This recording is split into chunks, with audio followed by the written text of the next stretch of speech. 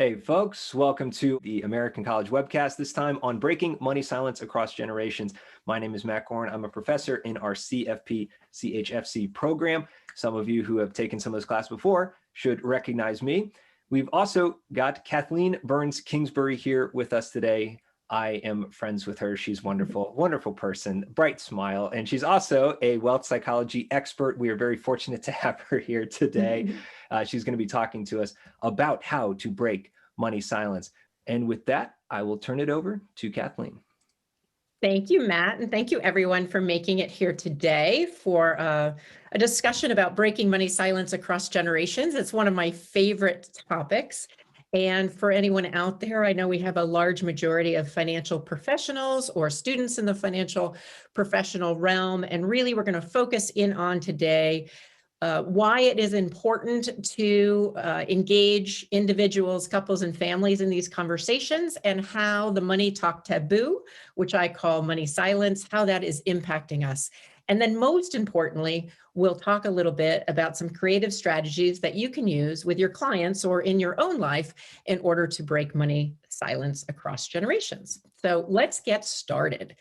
I want to start by talking about the culture of money shame that we live in. I know, not a happy topic for a Tuesday, but we do live in a society that has a lot of money shame. And when I'm talking about money shame, what I'm talking about is that feeling that people get when they mess up around money or make mistakes, that instead of saying, "Oh, I made a mistake," shame is, "I am bad because I made a mistake." So we really do struggle in our culture across generations in feeling good about money. And so I just wanted to share some statistics that help kind of exemplify this.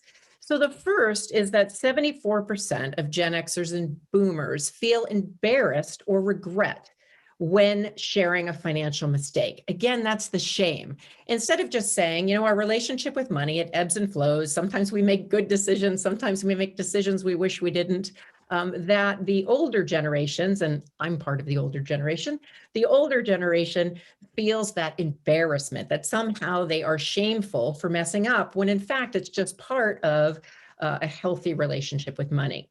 Now, often people will say to me, "But Kathleen, it's so different with the next generation." And I think in terms of millennials and Gen Zs, it is getting better, but we still have this culture of money shame, where if you look at millennials and how they share or don't share with their financial advisors, what you find is that 84% of them don't feel comfortable sharing expenses, or restaurant expenses in particular, with their advisor. Now, I would guess that's because a lot of the advisors at this point are a little bit older, maybe of a different generation, although that is shifting and changing, and that the judgment that they feel, whether it's real or perceived, is that somehow they're not doing money right. And then when you look per gender, what you'll find is that 61% of women would rather discuss their own death than personal finance. Now, one of my areas of specialty is women in wealth, and I work really hard to help women feel more comfortable engaging in these conversations. So this culture of money shame, it hits across generations, it hits across genders. I didn't mention men or binary, but it impacts everybody. And so what I started to observe and what I started to think many years ago when I was presenting to advisors as well as client groups is that we really needed to have a concerted effort to be able to break money silence, that our society would be healthier, that financial advisors would have better practices, and that individuals and couples would be better off if we learn to engage in these conversations. And so before I get into a little bit about that in detail, let me just define to you what I mean by money silence. So think about the last time you engaged in a conversation about finances that was a little uncomfortable, maybe a little anxiety provoking, maybe something that you thought, "Oh, I really wish I could put this off." That is what money silence is. It's that uncomfortable feeling we get when we need to talk about money. Now, many financial professionals on this webinar, so you might say, "Well, I talk about money all day." And whether you're experienced or not experienced in the field, you are a human being who happens to live in the same culture as your clients. And that while you may be more skilled in talking about the technical aspects of finance, often we'll find that even with leaders who have been in the field for a really long time, there'll be these pockets of money silence, these areas that are uncomfortable. One of them could be, talking about salaries, asking for a raise. It could be asking your sibling for their salary. It could be talking to an elderly parent about money. So keep in mind, as we go through what we're talking about today, that money silence impacts all of us. And that even if we're skilled at talking about the technical sides of finance, I find that the human side of finance, or the money and emotions, often those are where the money silence pops up. And breaking through it is being able to build up that muscle of being able to engage in these conversations, whether we're doing it personally in our families or whether we're doing that professionally with our clients. And I think the exciting part is advisors are so uniquely positioned to be able to break money silence with their clients and really role model this skill. Because there's a high price for money silence. So because we have this money talk taboo in our society, it does impact us negatively. And so I'll give you a couple of examples of how it impacts your clients or society. We've already said that there's this culture of money shame and that many women don't want to talk about money. By the way, just to be equal opportunity here, 44% of Americans would rather talk about death, dying, or politics than talk about money. So it's not just women. But when we look at the price of money silence and we look at couples, right? So people, romantic partners get together, they talk about everything, but 44% of adults admit to keeping a money secret from their partner. So I find that fascinating, right? When we look at divorce rates, what is a number one contributor? Tends to be financial conflict. Well, why is there financial conflict? Because we really haven't figured out how to engage in these conversations that aren't just about dollars and cents, but are about how we feel about money, how money expresses things. And because of our own money shame, some of us keep secrets around money. They may be big secrets, like I've done an investment and not told you, or it could be small secrets that I've been guilty of, buying a pair of shoes and putting it in the back of the closet and not really sharing it until it was time to wear those shoes. So money secrets from your partner is something that's common. And so if couples aren't talking about money, what often happens is then they're not talking to the next generation about money. There's many different statistics out there, but this one I think is interesting, that 2/3 of affluent Americans have not talked to their children about money or never will. In this particular study, they defined affluent as 3 million in investable assets or more. I can tell you in the families that I talk with and the advisors that I coach that this money silence is still a problem and an area of opportunity for advisors in helping these families. And you've probably seen a version of this statistic before if you've been in the field for any length of time, but that 60% of families fail to pass down wealth across generations due not to the technical aspects, not to the legal aspects, but to the lack of family communication and trust about money and wealth. So in general, we don't have a roadmap for how to do this. And one of the things that makes it really important that we develop a roadmap is we have all this money and emotion. We have all this money in motion called the great wealth transfer. And as money is being passed down generation, as you know, estimates are 68 trillion of wealth will be passed down in the next couple of decades. That as this transfer is occurring, we need to not only help families successfully pass down that wealth, as advisors, we need to protect our jobs and make sure that we are connecting across generations, because a large number of next generation will fire you as an advisor. So this is kind of a value add that you can provide. So 68 trillion in wealth is being transferred. You may or may not know this, 70% of that wealth will go to women.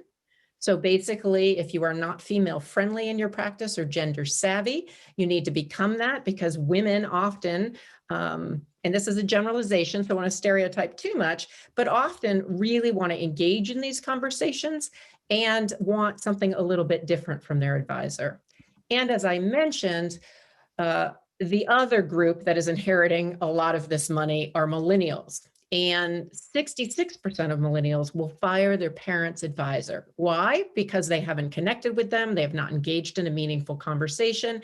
And so I think this breaking money silence strategy of engaging your clients in these conversations, whether they're individuals, couples, families, generationally, just makes good business sense. And it's also going to help them have healthier relationships, successfully pass down wealth to the next generation, and understand that an advisor can provide a lot more in addition to investment advice. So I don't want to just be gloom and doom on my my webinar today. I want to really tell you that there is a big opportunity. And I do think the next generation's attitude towards taboo topics in general is healthier. And I was very uplifted by this statement, which 71% of millennials agreed to, that society would be healthier if we could talk more openly about personal finance. So the bottom line is, I think a lot of people are interested in engaging in these conversations. I think the next generation, and probably Gen Z as well, is really poised to do so and sees the value. But again, they need professionals like you to be able to provide them with a roadmap. The other extenuating factor, I was going to say elephant in the room, but it's a pretty big elephant, is the pandemic.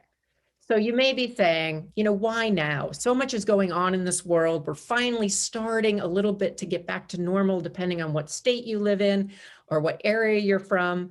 Why now? Well, I really think that the pandemic, COVID, has forced all of us. I know it's forced me, my clients, a lot of the advisors I work with, and my guess is you've also had this experience where you feel as if you've gained some clarity around what's important. And I share a quote on this slide that's from Viktor Frankl. If you don't know his book, it's Man's Search for Meaning. He was a Nazi camp survivor, and he wrote about what it is like when you're in a situation that you can't change anything. Obviously, in a concentration camp, that's the case. And while I'm not comparing the pandemic to a concentration camp, we did a lot of times feel out of control. That when we no longer can change the situation, what's going on in the world at large with the pandemic, we can change ourselves. So it is an opportunity with clients that you're working with and with people that you're mentoring and in the field to really take a pause and to look at what is it that we can change about our relationship with money. And one of the big pieces we can change is engaging in these conversations. If you like data, which I'm sure you do if you're in this profession, just know that when the pandemic hit, there was almost an immediate shift in what clients were interested in. Now, if you look at the chart that's on the screen, this is representing the percentage change from March 10th and 11th, 2020, so that's right before the lockdown for a lot of us, to the week after, March 16th to 24th. 2020. I did reach out for updated data. It is coming. So notice the link at the bottom of the screen if you want to get the updated data. They have gone back and retested this as of May 2021, but the research hasn't been released yet. But what you will notice is that there was a shift in where your client's focus would be. A lot of people, right, when the pandemic hit, really focused in on education about investments and markets. That was a main focus for the first couple of days, but very quickly it changed to health and wellness, thinking about second careers. How do you help your kids around money? And how do you talk about legacy and charity? So all of these things that are in addition to investments became more front and center in our client's mind. I think that human side of finance really became right here for everybody. And as a result, that was an opportunity, and still is, by the way, an opportunity to engage individuals, couples, and families in these types of conversations. So I obviously am a proponent of breaking money silence. I wrote a book on it. I have a podcast on it. I really think it's important to engage in these conversations. But often I am asked by financial professionals, well, how do I go about doing it? Now, I'm going to offer you 3 tactics today that are all somewhat based in the world of wealth psychology. And we're going to go through, and for one of them, you're going to have an experience of engaging with that tactic. The other two, I'll kind of walk you through, and there'll be a handout for you to be able to apply this to your practice. So the tactics are exploring your money talk mindset. So how you think and feel about talking and engaging in financial conversations will impact you both personally and professionally. So we'll look at how that's going to impact you, and then also how you can bring that experience to your clients. We'll talk about discussing key influencers. What are the things that influence our money talk mindset in addition to the families that we were raised in? And I think those are really things, important aspects and factors that advisors, if you're not already, which you may be, but need to really be factoring into the conversation. And last, I will give you a legacy questionnaire. It's pretty basic, but it's a great tool to have your clients as individuals or couples sit down and try to figure out what are the types of things that are important to us, especially since the pandemic, and how can we engage in a conversation with each other and across generations about that. So let's get started with the money talk mindset. Now, some of you, especially if you took a class by Matt, but maybe also known as Dr. Goren, maybe he didn't focus in on that, but money psychology really talks about our mindsets about finance, right? And a mindset is just a set of beliefs or attitudes that determine our behavior or outlook. And so how we think and feel about engaging in financial conversations is going to impact our behaviors, the conversations we have, and the conversations we don't have. And so very early on in our lives, between the ages of 5 and 15 is what the research shows, we have a series of experiences where we have a certain thought or we notice something in our lives, and very quickly we say, oh, when I think that, this behavior happens and I feel this way.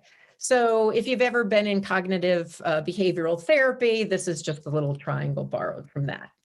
So how you think and feel is going to impact your behavior. So when you are working to change or shift a behavior or just increase awareness around behavior, it's often important to drill down into these thoughts. So when you're talking about your money talk mindset, so suppose your thought when I say, hey, I want you to go home and talk to your romantic partner about money. If your thought is, ugh, you've got to be kidding me. I talk about money all day at work. I don't want to talk with my romantic partner about money. Your emotions might be one of dread, and your behaviors would probably be to avoid it. You'd probably go home and say, let's go for a bike ride, let's eat dinner, let's do anything but talk about money.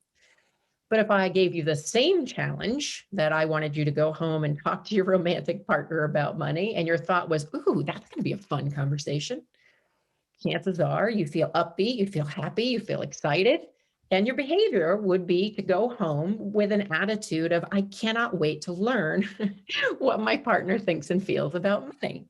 So our thoughts really do impact our behaviors. And this whole pattern, just so you know, happens like that.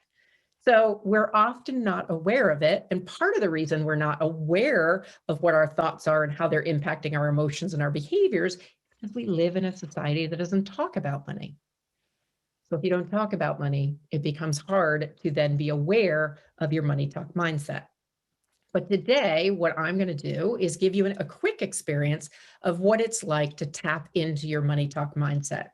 Now, if you have seen me before in the old days when we used to do live keynotes, workshop, whatever, and you've experienced this before, I encourage you to do it again, because every time you do it, you learn something different, and our money talk mindset can shift and change a little bit with what's going on in our lives. So the only other thing I want to say about the money talk mindset is just know that it's often formed when we're kids, and it tends to be very black and white and tends to be very childlike.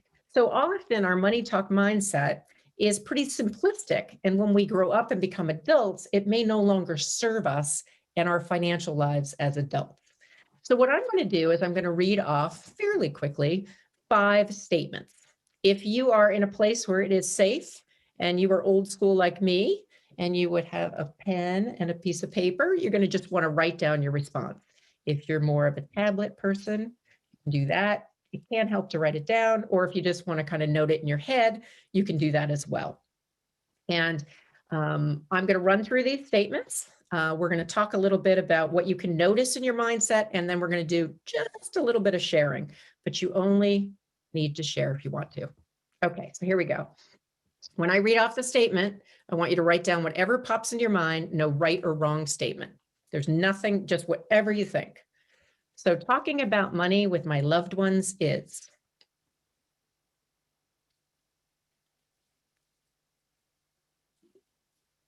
Talking about money with my loved ones is.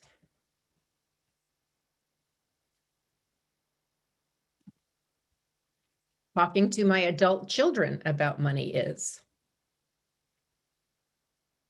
Now, if you don't have children or don't have adult children, you can say talking to my parents is.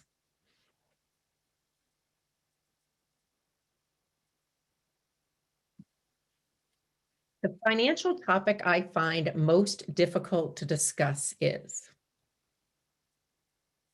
And because we started personally, think about in your personal life, the financial topic I find the most difficult to discuss is. Maybe the same, maybe different than professionally.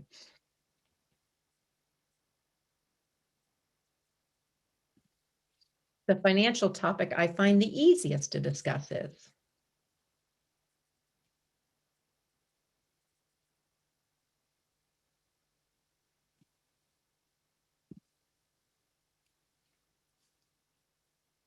And last but not least, the biggest fear I have when it comes to money talk is.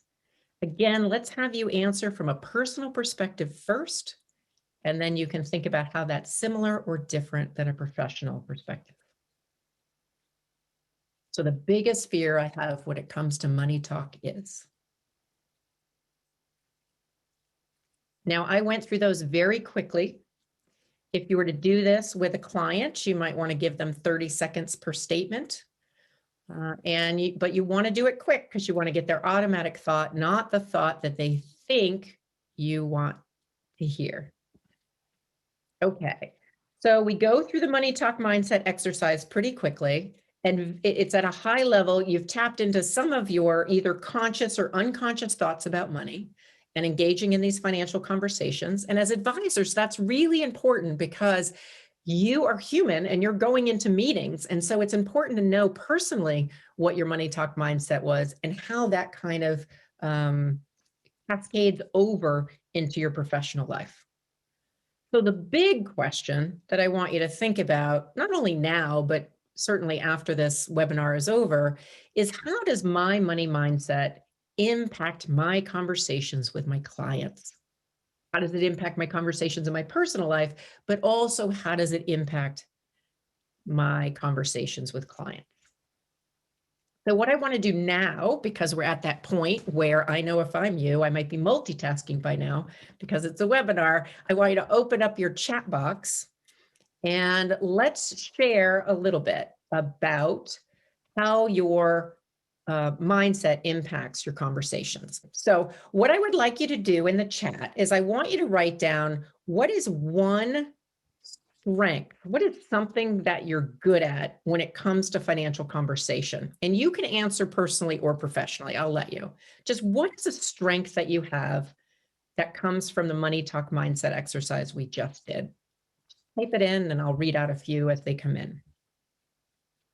So one strength is anything fact-based, listening to stories, asking engaging questions to help people think, being frank, explaining results. Wow, thank you guys, it's all coming in quick. Being objective, empathetic, keeping it fun, life of purpose, strategy, discussing estate planning, candor with asking questions, empathy and analysis. That's interesting. Getting people to open up, ease of discussion. Here's one that's interesting and I think might apply. I can talk to my clients easier than I can talk to my family. So all of them are coming in and this is great. Thank you so much. I wish I could read them all out, but I want to switch gears and now have you share what is one challenge you have in talking to your clients about money, in breaking money silence. When you think about your money talk mindset, what is one challenge? because we all have strengths in our money talk mindset and we all have challenges. I care more about the situation than my clients do. No challenge, overcoming cultural mindsets, over preparing, getting their time and commitment, advising people on spending money, clients who are hesitant to share, the cultural objectives, understanding risk, trust, uncertainty. So I think part of what's coming up and part of what you can kind of notice, and I was just reading them off quickly, is that sometimes one person's strength in their money talk mindset can be another person's challenge. So there's no right or wrong. Another one that came up that I think is really common, explaining value I bring to a client. So that fee discussion.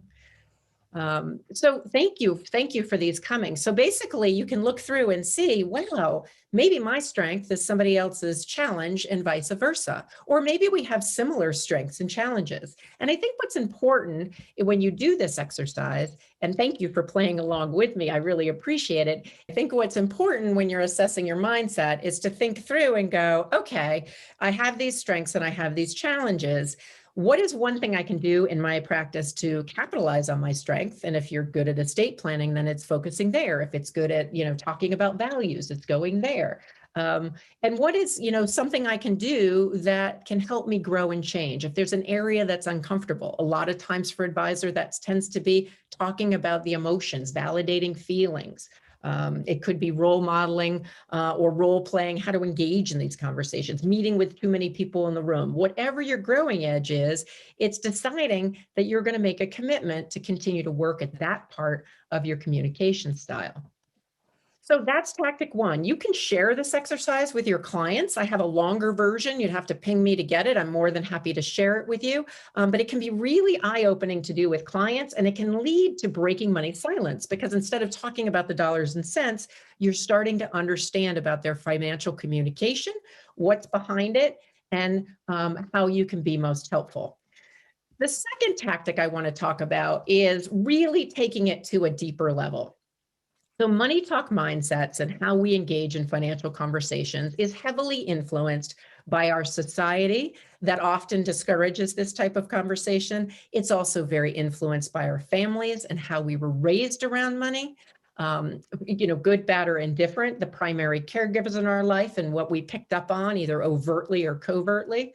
But it is also influenced by a variety of other things. And so these are 6 key influencers that I think is really important for us, if you're not already having these conversations, which you may be, and you're ahead of the curve, but for advisors to really build into the dialogue, because it isn't just about one of these. It's not just about family. It's not just about gender. It's about the intersectionality of all these different components. So the influencers are culture and race, gender, generation, religion, couldn't fit it on the slide, / spirituality, because we want to, be as inclusive as possible there, socioeconomic status, and significant money events. And when it comes to significant money events, one caveat. Often when I use the word significant, people who are listening think, oh, it's really big, like I inherited $20 million or, I won the lottery. A significant money event can be something that from an outward perspective appears teeny, but has a big effect on the person's money psychology. So a great example of this is I coached a middle-aged woman who was in her own business for the first time, and she was trying to figure out what her fees were. She was trying to ask for her worth and get paid her worth. And she intellectually knew that she was undercharging, but she had an emotional roadblock. It wasn't until we kind of drilled down into this significant money event for her, which was when she was 12, she was babysitting. She babysitted for a year for this family. And after a year, I think they had something like 3 or 4 kids, she decided she was going to ask for a raise. So she asked the father for a raise. He said he would think about it. And then she never got hired again. Poor girl.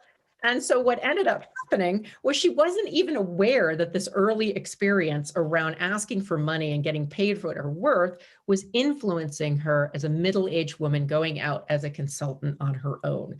So significant is significant in here. It isn't significant in terms of the size. It's the impact. So let me share a story with you that helps kind of show you how you can build in some of these key influencers into your conversations with clients. And so if you know who this person is, because I'm often, people don't, but if you do, shh, for a moment, don't share who this is.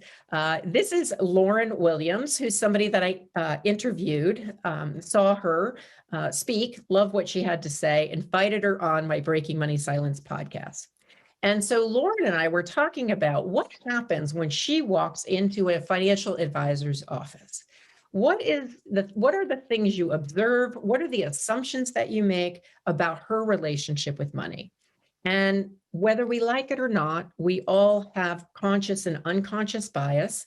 And you might automatically say, oh, there's a really attractive African-American woman or woman of color. She looks somewhat young, maybe she's a millennial. And you might just jump to a set of questions or a conversation based on those few data points that are really much more about kind of what you're seeing than what Lauren's experience has been in the world. So you're going to want to engage her in a conversation. And I know this is tricky, especially tricky if you are someone who's white privileged like me and is trying to understand and maybe doesn't 100% get it, but is really trying. The intent needs to be there of really asking about culture and race. So when Lauren and I spoke, I said to her, what culture were you brought up in, and how would you identify in terms of your race? And she says, well, I'm an African-American who grew up in a very poor neighborhood. I grew up with a culture of money secrecy. That was her word, money secrecy, where we didn't have a lot of money, so we didn't talk about money. My father was disabled, and so on disability most of her life. And the mom was the major breadwinner, but again, there was not a lot of resources. So mom was often getting unemployment. And she said, so I had that experience growing up. And I said, well, how did that experience impact your relationship with money? She said, the money secrecy and lack of financial literacy that I grew up with did impact me. And I'll tell you later how that is. We went on to talk about her gender. I said, so as a woman of color, what are the assumptions that you think are made about you? And also, what are the ways in which it does influence your relationship with money? And she says, well, unfortunately, Black women are often at the bottom of the totem pole in terms of what people are thinking about them and their capabilities, which hopefully we can change. She said, but often people assume because I married a white doctor that I married for money, that I haven't made any of my own money, and that my gender really influences how I view finances. And she goes, to be honest with you, I don't feel like my gender influences my relationship with money and my ability to talk about money as much as my culture and race. I said, well, how about your generation? What generation are you from? And how do you think that impacts how you earn money, how you relate to money, how you want to acquire wealth, or how you want to work? And she says, I'm an older millennial. I work really hard. She goes, I cannot stand the stereotype that millennials are lazy brats. She goes, it couldn't be further from the truth when it comes to me and most of my friends. She goes, but it is true that I am a digital native and that my business is digital, and I really like to use technology. And so I said, that's really interesting. I said, what about religion and spirituality? She said, well, I was raised Christian, and growing up, we gave 10% to our church.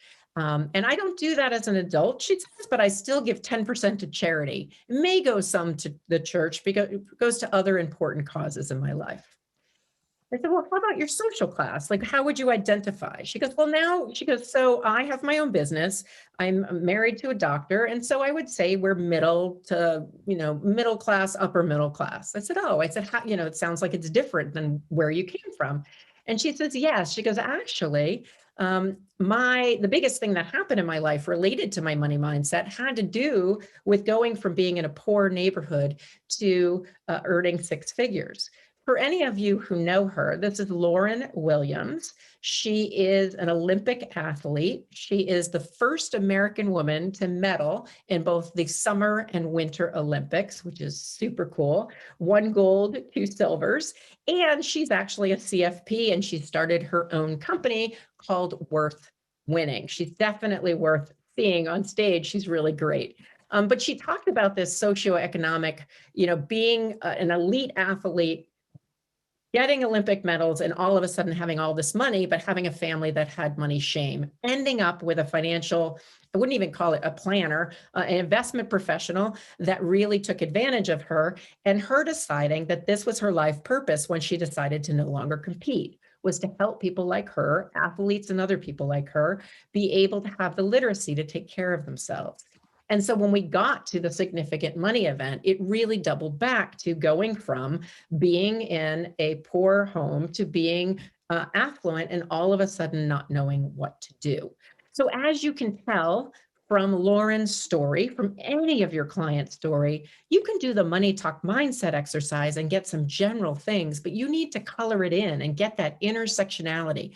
Who are your clients sitting in front of you, and what are their thoughts and beliefs about money? And how can you use this to engage in intergenerational wealth conversations? You can do the money talk mindset with a family, with a couple, with the kids, and with the parents. You can then really engage in a robust conversation about these 6 key factors. It's part of telling somebody's legacy story. It's part of sharing and helping people understand generationally about some of the differences in their viewpoint. And if it feels too overwhelming to tackle all 6 key influencers at once, think about the person or client or family in front of you and pick 2 or 3 to start with. Maybe that feel a little bit safer for you, a little bit more comfortable for them, and then expand over time. You can have a rich, wonderful conversation based on these factors. And what's really great is if you become comfortable breaking money silence around these topics, your clients feel comfortable too. Because the biggest pushback I get is, oh, I can't talk about that. I'm a man, I can't talk about being a woman. Yes, you can. I don't identify as binary. I can't talk about, yes, you can. So it's about becoming comfortable just asking the questions and not staying attached to the results. If your clients or your client's family don't want to go there, you have asked, they might not go there, but what you have done is you have planted a seed which says, I am willing to engage in these meaningful conversations. I'm willing to go where other advisors won't go. And ultimately, all this data, different than technical data, but all this data is really useful in you developing a plan for them, you working for them, and making sure that you can help them be as financially healthy as possible. So the last tactic I'm going to share before we open it up for Q&A is the legacy questionnaire. Now, as financial planners, you probably have some form of legacy questionnaire in your mind already. I designed this to be just a simple 2-page document that the college is going to be nice enough to post along with the replay of this webinar. And so really what it does is it asks a series of questions about family values, success stories, what people believe in terms of gifting, if there's a business, what you want for your succession planning, and then also the difficult yet important conversation about how you'd like to age. And so it breaks it down into little doable pieces. What I often do is I have clients fill it out. If it's a couple, fill it out separately. If it's a family, have them each fill out, what would be their guesses if they're the younger generation on some of this, and then use it as a tool for conversation.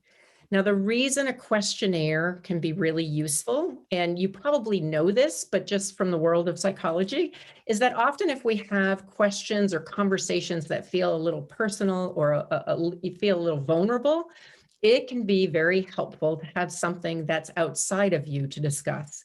So this is a technique of externalizing. So anytime you have like a piece of paper and the couple or you and the client or the family are talking about this piece of paper, it's a little less threatening than talking directly about things. So it may be that you go around the room and ask about family values, have the next generation guess what they think mom and dad's values are. You can have a really robust conversation about that. So use this. You can, leave my branding there, but you can make copies, do whatever you want, as a simple way to engage and break money silence across generations. So we talked about the Money Talk mindset exercise. We talked about key influencers and engaging in conversations around those additional points of data. And then we talked about the family legacy questionnaire. Now, why is this important? Well, at the beginning, I talked about money silence being a problem in our society, that there's a culture of money shame, and that it's negatively impacting families, clients, and ultimately advisors. I want to say that when you do break money silence, it has a positive impact on your business. So yes, it's the right thing to do, but it's also really good for business. My firm, KBK Wealth Connection, in 2018, I believe, at 2019, did a study, and we did a survey actually of 192 advisors. The majority of them had 16 plus years experience, and many of them had certification. So this is a pretty experienced group. In terms of gender, skewed a little bit female, but not significantly. And these are the results: that when advisors took the time to talk about the human side of finance, which, by the way, clients are much more interested in than they were in the past. Women are interested in it. Millennials require it. That what they found is it helped them grow their business. It improved client relationships, client loyalty. I love this one. 61.2% said it increased client referrals, and ultimately that led to 57.4% increase in assets under management. So it's a nice thing to do, but it's also something that I think probably a lot of you already know, but to reinforce that it's a good business practice. I personally believe that this is where the field is going, because this is the part that cannot be replaced by technology. And this is really what I think our clients are needing and wanting, especially after this past year and a half that has been so difficult. So this is a quote that I think really kind of sums it up. And it was from a survey participant. It says, "I've noticed that when I have humanized myself and my team, we have more success earning the business and earning the client's trust." So you want to make sure that you're taking time to break money silence, to get to know your clients. I think we're well past time's up, but I do think this is the best time to be doing it, because your clients are already in a place where they've done that evaluation. And hopefully, even though my tools aren't your traditional, typical, scripts or to-do lists, they are tools that I have used with clients, I've used with advisors, and they open up and broaden the conversation in new and really interesting ways. And they've been very well received. So before I turn it back over to Dr. Goren, or as I know him, Matt, for our Q&A, I want to just leave you with one call to action. So part of writing this book, Breaking Money Silence, which was my 5th book, is when I was sitting there and I thought, well, what do I want to have happen as a result of writing this book? And I said, boy, it would be really great if there was a breaking money silence revolution, right? So it's a lofty goal, but I believe that each and every one of you, especially financial planners and advisors and people who train them, if each and every one of us made a commitment in the next year or the next month even to have one conversation that you would not have had before attending this seminar, either in your personal life or in your professional life with a client, that would go a long way towards breaking money silence, because you would role model what these skills are. You can use the tools that I gave you, or you can simply say, hey, I attended this webinar about money silence and the money talk taboo. What do you think about that? So I dare you to engage in that conversation, to build in some of these tools into your discovery and your annual meeting process, because I believe that it would be a great world if we lived in a world where money talk was no longer taboo.